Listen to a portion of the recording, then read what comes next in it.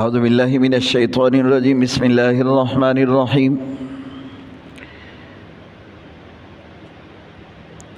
وقاتلوہم حتی لا تکون فتنة ویکون الدین للہ فإن انتہوا فلا عدوان الا علی الظالمین۔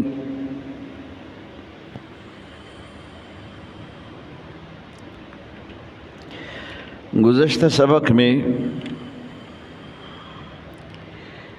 یہ ذکر ہوا کہ حدود حرم میں قتال نہیں کرو،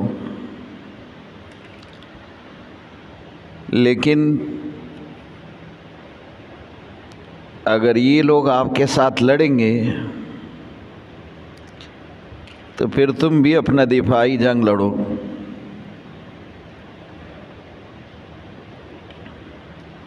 اگر وہ رک گئے تو پھر آپ بھی رک جاؤ۔ وَقَاتِلُوهُمْ حَتَّى لَا تَكُونَ فِتْنَةٌ حَتَّى لَا تَكُونَ فِتْنَةٌ، اس وقت تک لڑو جب تک فتنہ ختم نہ ہو جائے، اور اس کا تفصیل کل بیان ہوا۔ جہاد کا مقصد صرف کسی کو قتل کرنا مارنا نہیں، بلکہ جہاد کا مقصد یہ ہے کہ فتنہ ختم ہو جائے۔ فتنے کی سرکوبی کے لیے یہ جہاد ہے، قتال ہے۔ کب تک جہاد ہوگا؟ تو قرآن نے خود فرمایا کہ جب تک فتنہ ہوگا اس وقت تک جہاد بھی ہوگا، اور یہ فتنہ ختم نہیں ہوتا، قیامت تک ہی فتنہ، جس طرح دین اسلام ہے اس طرح اس کے مقابل میں اسی طرح فتنے ہوں گے۔ تو رسول اللہ صلی اللہ علیہ وسلم نے فرمایا الجہاد مادٍ الی یوم القیامہ، یہ جہاد قیامت تک ہی جاری رہے گا، کیونکہ قیامت تک فتنے بھی ختم نہیں ہوں گے تو جہاد بھی ختم نہیں ہوگا۔ اور رسول اللہ صلی اللہ علیہ وسلم نے فرمایا کہ جنت کا مختصر ترین راستہ وہ جہاد ہے۔ اللہ کے راستے میں جب آپ جہاد کریں گے تو یہ جنت کا سب سے مختصر راستہ ہے۔ لیکن جہاد کا یہ مفہوم قطعاً نہیں جو لوگوں نے تصور کیا ہے، جیسے لوگ سمجھتے کہ مطلق کسی کافر کو قتل کرنا اور اس کا صرف خون بہانا یہ مقصد نہیں، بلکہ مقصد تو وہ فتنہ اور رکاوٹ کو ختم کرنا ہے جو کہ دین اسلام کے راستے میں حائل ہو۔ وَقَاتِلُوهُمْ حَتَّى لَا تَكُونُ فِتْنَةٌ، اس وقت تک لڑو جب تک کہ فتنہ ہی باقی نہ رہے۔ فتنہ ختم تو پھر جہاد کی ضرورت نہیں ہوگی۔ وَيَكُونُ الدِّينُ لِلَّهِ، اور دین صرف اللہ کا ہی رہ جائے، صرف اللہ کا دین رہ جائے۔ فَإِنِ انْتَهَوْا، اگر وہ لوگ تمہارے مقابلے میں نہ لڑنا چاہتا ہے اور نہ تمہارے لیے کوئی رکاوٹ کھڑی کرنا چاہتے ہیں، فَلَا عُدْوَانَ إِلَّا عَلَى الظَّالِمِينَ، تو پھر صرف ظالم کے لیے آپ اپنا قوت استعمال کرو، ان کو ظلم سے روکو، ورنہ آپ اگر اس صورت میں حد سے تجاوز کرو گے تو یہ آپ کے لیے ناجائز ہے۔ کسی ذمی کو قتل کریں گے، وہ کافر ہے لیکن ذمی ہے تو یہ ناجائز ہے۔ اور اسی طرح ان کے بزرگوں کے احترام میں شریعت نے حکم دیا ہے کہ ان کو قتل نہ کرو، اگر آپ نے قتل کیا تو یہ ظلم ہوگا۔ ان کے بچوں کے احترام میں شریعت نے کہا کہ ان کو قتل نہ کرو، اگر قتل کیا تو یہ ظلم ہوگا۔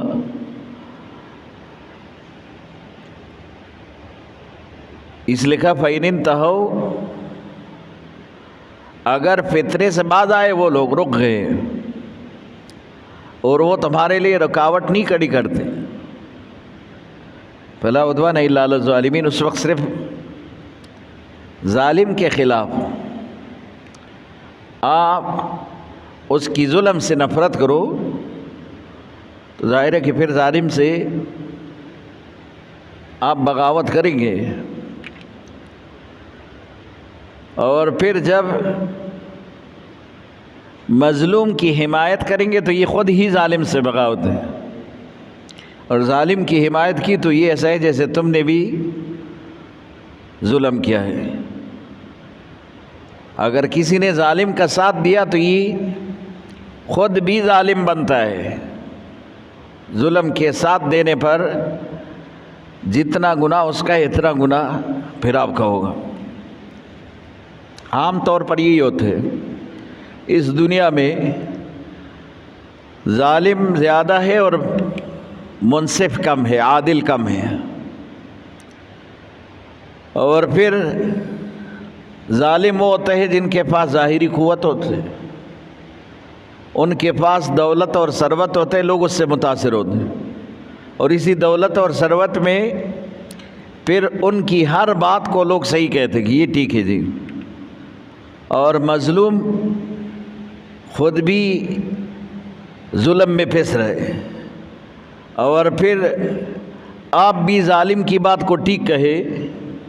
تو یہ تو مظلوم کے ساتھ اور ظلم ہوا۔ اگر آپ اس کی حمایت نہیں کر سکتے مظلوم کی، ظالم سے اس کا بدلہ نہیں دلوا سکتے، اور ظالم کو اس ظلم سے روک نہیں سکتے، کم سے کم ظالم کے ظلم کو تو ظلم کہو کہ یہ ظالم ہے اور اس کا یہ عمل ظلم ہے۔ ہر آدمی اس سے ڈرتے کہ پھر اگر میں اس کو ظالم کہوں تو کل یہ تو مجھے بھی نقصان پہنچائے گا، اس لیے معاشرے سے دن بدن انصاف ختم ہوتا جا رہا ہے، عدل ختم ہوتا جا رہا ہے، اور ہر آدمی ظالم ہے، اور ظالم خود نہیں ہے تو پھر ظالم کا معاون ضرور ہے، وہ ظالم کے ہی معاونت کرتے ہیں۔ تو قرآن کہتا ہے کہ وَقَاتِلُوهُمْ حَتَّى لَا تَكُونَ فِتْنَةٌ حَتَّى لَا تَكُونَ فِتْنَةٌ، کہ اس وقت تک لڑو کہ جب تک کہ فتنہ ہی نہ قائم، فتنہ ہی نہ رہ جائے، فتنے کے اختتام تک لڑو۔ وَيَكُونُ الدِّينُ لِلَّهِ، اور دین صرف اللہ کا خالص بن جائے، وہ خالص اللہ کا ہی دین نافذ ہو جائے۔ مطلب یہ کہ آپ شرعی نظام کے لیے لڑیں گے جب تک کہ شرعی نظام نہ ہو، ہمارا عدالتی نظام جب تک شرعی نہ ہو تو پھر آپ اس وقت تک جو ہے اسی طرح اس میں جو بھی جد و جہد ہے، وہ خطبہ اپنے خطبات میں اور مبلغین اپنے تبلیغ کے ذریعے، علماء اپنے علم کے ذریعے، اور عام مسلمان اپنے ہی اسلام کے ذریعے اس کے لیے جد و جہد کرے کہ ہمارا ملک، ہمارے سرزمین پر اسلامی نظام، اور یہ تو قرآن کا حکم ہے، من لم یحکم بما انزل اللہ، اگر کوئی قرآن کو اپنا قانون نہ بنائے فاولئک ھم الکافرون، وہ کافر بن جاتے ہیں۔ لیکن قرآن کے قانون کا منکر کافر ہے۔ اب ہم تو خود اس منبر سے اور اس جائے نماز سے صرف مسئلہ ہی بیان کر سکتے، قانون تو نافذ نہیں کر سکتے، لیکن حکم یہی ہے کہ جب تک شرعی نظام نہ ہو اس وقت تک آپ کی جد و جہد اسی شرعی نظام کے لیے ہوگی، اور اس میں یہ جہاد قیامت تک اسی طرح جاری رہے گا، یہ ختم نہیں ہو سکتا۔ تو قرآن ہی کہتے ہیں کہ جب تک فتنہ ہو اس وقت تک جہاد آپ کے لیے لازم ہے، اور فتنہ قیامت تک نہیں ختم ہوتا تو جہاد بھی قیامت تک ختم نہیں ہوگا۔ اس لیے رسول اللہ نے فرمایا کہ جہاد قیامت تک جاری رہے گا، کیونکہ فتنہ ہی ختم نہیں ہو رہا تو جہاد ہی ختم نہیں ہوگا۔ وقاتلوہم حتی لا تکون فتنہ، اس کے ساتھ لڑو یہاں تک کہ فتنہ ہی باقی نہ رہے، ویکون الدین، اور ہو جائے اللہ کا دین للہ، صرف اللہ کا دین ہی قائم ہو، شرعی نظام ہو۔ فإن انتہوا فلا عدوان الا علی الظالمین، اگر یہ کافر بالکل رک گئے اور آپ کے خلاف کوئی حرکت ہی نہیں کر، آپ نے شرعی نظام بنایا اور اسی طرح وہ آپ ہی کے شرعی نظام کا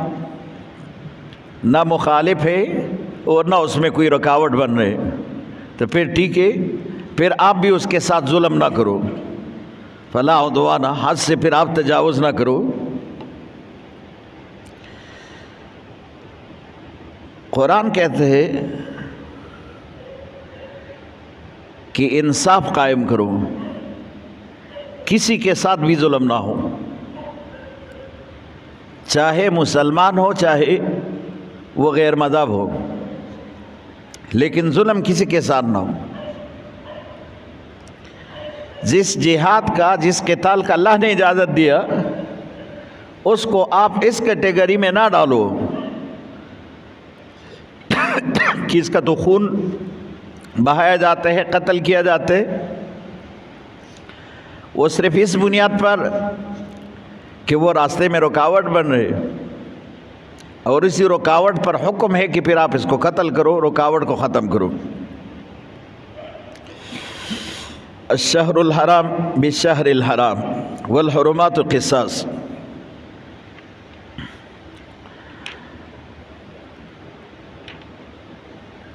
سارے مہینے اللہ کے ہیں، لیکن اللہ پاک نے ان میں 4 مہینوں کو خاص کر کے اس کو حرمت والا، عزت والا مہینے قرار دیے ہیں، اور رسول اللہ صلی اللہ علیہ وسلم کے بعثت سے پہلے بھی لوگ ان مہینوں کا احترام کرتے تھے، اور ان کا احترام یہ ہوتا تھا کہ اس میں لوگ آپس میں لڑائی جھگڑے کو ختم کرتے تھے، نہیں لڑتے تھے جب تک کہ وہ حرم، وہ مہینے ختم نہ ہوتے۔ ذی القعدہ، ذی الحج، محرم، یہ 3 ماہ تو اسی طرح ہے مسلسل، اور 1 ماہ رجب کا، یہ 4 ماہ جو ہے یہ حرمت والے مہینے ہیں۔ اسلام سے پہلے بھی اس کا حرمت تھا، اور اسلام نے بھی اس کا حرمت اسی طرح برقرار رکھا کہ اس میں آپ کسی کے ساتھ نہیں لڑو، اقدامی جنگ آپ اس میں نہ کرو، لیکن اس میں بھی دفاعی جنگ کی اجازت ہے کہ اگر کفار آپ کے اوپر حملہ آور ہو رہے ہیں تو پھر اقدامی جنگ آپ کے لیے تو نہیں جائز تھا اس میں حرمت کے مہینے میں، لیکن دفاعی جنگ کی پھر آپ کو اجازت ہے، پھر آپ لڑو، کیونکہ یہ پھر آپ کی مجبوری ہے۔ جیسے حرم کے حدود میں لڑنا ناجائز تھا، لیکن اگر دشمن مقابلے پر اتر آئے اور آپ کے مقابلے کے لیے وہ کھڑے ہو جائے تو پھر دفاعی جنگ آپ کے حرم کے حدود میں بھی آپ کے لیے جائز ہے۔ تو حرمت کے مہینوں میں یہ جنگ نہیں کرنا چاہیے تھے، لیکن اگر وہ کافر آپ کے اوپر حملہ آور ہوتے تو پھر آپ کے لیے بھی اجازت ہے، پھر آپ اس کے خلاف لڑ سکتے۔ اس سے پہلے ایک واقعہ کا ذکر ہوا تھا کہ سن 8 ہجری میں جب رسول اللہ صلی اللہ علیہ وسلم عمرے کے لیے تشریف لے کے جا رہے تھے، اور صلح حدیبیہ کے مقام پر حضور صلی اللہ علیہ وسلم کے ساتھ وہ واقعہ پیش آیا کہ 1400 صحابہ کرام رسول اللہ کے ساتھ تھے، واپس کر دیے گئے کہ اس سال آپ عمرہ نہیں کر سکتے، اگلے سال پھر آپ عمرے کے لیے آئیں گے۔ اگلے سال جب صحابہ کرام پھر اس قضا عمرے کے لیے وہاں جا رہے تھے تو صحابہ کرام نے سوچا کہ یہ مہینہ تو حرمت والے مہینوں میں سے ہے، اور اس میں تو لڑائی بھی جائز نہیں ہے، لیکن یہ کفار تو ایسے لوگ ہیں کہ اس کے کسی بات پر اعتبار نہیں ہے، اور ممکن ہے کہ انہی مہینوں کا بھی احترام نہ کرتے ہوئے ہمارے خلاف لڑے، تو پھر ہم کیا کریں گے؟ یہ تشویش تھا صحابہ کرام کو، اور یہ سوچ رہے تھے کہ ممکن ہے کہ اسی طرح کا واقعہ پیش آئے، تو پھر ہم کیا کریں گے؟ تو اللہ نے کہا کہ حرمت کے مہینے تو آپ کے لیے بھی ان کے لیے بھی ہے، یہ بھی ان کا احترام کرتے ہیں، لیکن اگر یہ آپ کے اوپر حملہ آور ہوتے تو پھر آپ بھی ان سے خوب مقابلہ کرو، پھر لڑو ان کے ساتھ۔ کیونکہ حرمت کے مہینے اللہ کے ہاں بھی یہ حرمت کے مہینے، یہ عزت اور احترام اللہ نے دیا ہے، لیکن اگر یہ لوگ نہ روکے اس میں اور یہ تمہارے خلاف اسی طرح پھر ان مہینوں کے احترام کے باوجود جو کہ وہ لوگ بھی کرتے وہ تمہارے خلاف لڑنے کے لیے آئے تو پھر تم بھی فَمَنِ اعْتَدَىٰ عَلَيْكُمْ فَاعْتَدُوا عَلَيْهِ بِمِثْلِ مَا اعْتَدَىٰ عَلَيْكُمْ، تم بھی ایسا کرو جیسے تمہارے ساتھ ہو رہے ہیں، تم بھی ان کا مقابلہ کرو۔ لیکن قرآن کہتے بِمِثْلِ مَا اعْتَدَىٰ عَلَيْكُمْ، اتنا ہی کرو جتنا تمہارے ساتھ ہو رہے، اس سے زیادہ پھر تم بھی نہ کرو، جتنا تمہارے ساتھ ہو رہے تم اسی کا مقابلہ کرو، اس سے بدلہ لے لو۔ دیکھو شریعت یہ انصاف پر مبنی ایک ایسا قانون ہے کہ اس میں کبھی بھی کسی کے ساتھ ظلم نہیں تھا، اور شریعت ہی کہتے کہ آپ اعتدال کے ساتھ، عدل کے ساتھ اللہ کے ہر قانون میں اسی طرح فیصلہ کرو کہ اس میں کہیں ایسا نہ ہو کہ عدل اور اعتدال آپ کے ہاتھ سے جائے۔ ایک اسراف ہے اور ایک تبذیر ہے، دونوں الگ الگ چیزیں ہیں۔ تبذیر اس چیز کا نام ہے کہ جس میں بلا ضرورت کہ کوئی آپ کا ضرورت ہی نہ ہو اور آپ اس کو اختیار کرے، ایک ایسا عمل کرنا کہ وہ آپ کے ضرورت سے بھی زائد ہو اور آپ وہ عمل اختیار کرے، اس کو تبذیر کہا گیا۔ معنی یہ کہ ایک جگہ 1 درہم 1 دینار سے آپ کا کام بنتا ہے، 2 اور 3 درہم لگاتے ہو تو یہ تو پھر اسراف ہے، لیکن ایک جگہ لگانے کی ضرورت ہی نہیں اور آپ لگا رہے تو یہ تبذیر ہے، اور دونوں کا سزا بھی الگ الگ ہے۔ تبذیر کے بارے میں قرآن خود ہی کہتے ہیں ان المبذرین کانوا اخوان الشیاطین، یہ شیطان کے بھائی ہے اگر کوئی تبذیر کرتا ہے، معنی جہاں ضرورت نہ ہو اور یہ خرچ کرتے ہیں۔ اور اکثر ایسا ہوتا ہے کہ جہاں پر ضرورت نہیں ہے اور مسلمان ایسی جگہوں پر خرچ کرتے اور پھر اسی سے پریشان ہوتے ہیں، جیسے شادی بیاہ وغیرہ میں کوئی ضرورت نہیں ہوتا، یہ پٹاخے پھوڑنا اور یہ اسی طرح کے رسومات کرنا یہ تبذیر ہے۔ اور اسراف یہ ہے کہ کم پر گزارا ہو اور زیادہ خرچ کرے، یہ اسراف ہے، دونوں چیزیں ناجائز ہیں۔ تو شریعت کہتے ہیں کہ اعتدال بڑی چیز ہے، اگر آپ کے ساتھ کسی نے کوئی ظلم کیا ہے تو اب بھی اتنا ہی کرو جتنا آپ کے ساتھ ہوا ہے، اس سے زیادہ اس سے بدلہ نہ لو۔ اگر آپ زیادہ بدلہ لیں گے، مطلب یہ 1 تھپڑ کسی نے مارا تمہیں 1 تھپڑ مار سکتے ہو، اگر 2 تھپڑ مارے تو پھر یہ اس کا قرض آپ پر ہو گیا، یہ قیامت میں پھر تمہیں بدلہ دینا پڑے گا۔ ایک صحابی خود ہی آتا ہے رسول اللہ صلی اللہ علیہ وسلم کو اپنے غلام کے بارے میں خود ہی شکایت کرتے کہ میرا غلام اکثر مجھے غصہ دلاتے، پھر میں اس کو کبھی مارتا بھی ہو کبھی گالی بھی دیتا ہو۔ تو حضور صلی اللہ علیہ وسلم نے فرمایا کہ آپ کی مار، آپ کی سزا اور اس کے جرم کے برابر ہے تو ٹھیک ہے، پھر کوئی آپ سے سوال نہیں کیا جائے گا، لیکن اگر آپ کی مار اس کے ظلم سے زیادہ ہوا تو کل قیامت میں آپ کو جواب دینا ہوگا۔ اور اسی طرح اگر آپ نے اس کو گالی دی ہے تو یہ گالی جو کہ اس کے عزت نفس کو آپ نے اس پر مجروح کیا تو اس کا بھی آپ کو بدلہ دینا ہوگا۔ وہ ڈر گئے اور اس نے جو ہے غلام کو ہی آزاد کیا، یہ تو پھر مجھے کیا پتہ کہ میرا مار یہ زیادہ ہے یا جو اس نے میرے ساتھ حکم عدولی کی ہے وہ جرم بڑا ہے۔ تو قرآن کہتے ہیں کہ فَاعْتَدُوا عَلَيْهِ بِمِثْلِ مَا اعْتَدَىٰ عَلَيْكُمْ، ان کے ساتھ بھی تم اتنا ہی کر سکتے جتنا تمہارے ساتھ ہوا ہے۔ لیکن یہ حرمت کے مہینوں میں، ویسے تو اقدامی جہاد کی بھی اجازت مل گئی، پہلے صرف دفاعی جہاد تھا۔ جب رسول اللہ صلی اللہ علیہ وسلم مدینے میں آئے اور پہلا حکم ملا کہ اب تم کافروں کے خلاف لڑو اور وَاقْتُلُوهُمْ حَيْثُ ثَقِفْتُمُوهُمْ، اب جہاں پر ان کو پاؤ تو ان کو قتل کرو اگر تمہارے مقابلے پر اتر آئے۔ پھر حکم ملا اقدامی جہاد کا کہ اب تم آرام سے نہیں بڑھو، کیونکہ اسلام اور اسلامی مملکت کے کوئی حدود نہیں ہوتے، اب تم جو ہے اسی طرح اللہ کا یہ دین، اللہ کا یہ قانون پورے دنیا میں نافذ کرو، اب اس کے لیے تم اقدامی جہاد بھی کرو۔ لیکن یہاں پر کہا کہ شہر حرام تو اللہ پاک نے یہ مقرر کیے کہ اس میں جو ہے آپ اقدامی عمل نہ کرو، آپ اس میں اقدامی جہاد نہ کرو، یہ ممنوع ہے۔ لیکن اگر اشہر حرم میں، انہی مہینوں میں، حرمت والا مہینوں میں آپ کے خلاف اسی طرح سازش کی گئی اور یہ لڑنے پر آئے تو پھر آپ کو اجازت ہے، لیکن اس اجازت میں بھی اللہ کہتے ہیں کہ عدل اور اعتدال کے ساتھ آپ پھر کام کرو، یعنی آپ کی طرف سے کوئی ظلم نہ ہو جائے۔ اور پھر کہا کہ اعتدال کیسے ہوگا؟ واتقوا اللہ، جب اللہ کا خوف تمہارے اوپر ہوگا، اللہ کا ڈر ہوگا تو پھر اعتدال قائم ہو سکتے۔ اعتدال تب ہوگا جب اللہ کا خوف ہوگا۔ اللہ کی خوف یہ ایسا چیز ہے جب غالب ہو جاتے ہیں تو پھر انسان خود بخود اس عمل کو ترک کرتا ہے جس پر اللہ ناراض ہوتے ہیں، تو پھر اعتدال کے ساتھ معاملہ ہوگا۔ اگر اللہ کا خوف نہیں ہوگا، تقویٰ نہیں ہوگا، وَاعْلَمُوا أَنَّ اللَّهَ مَعَ الْمُتَّقِينَ، اور یہ بھی یاد رکھو کہ اللہ بھی ان لوگوں کے ساتھ ہے جو اللہ سے ڈرتے ہیں، جو تقویٰ اختیار کرتے ہیں، تو اللہ ان کا ساتھی ہے، تو پھر وہ کبھی بھی اللہ پاک اس کو ایسی طرح ضائع نہیں کریں گے۔ واخر دعوانا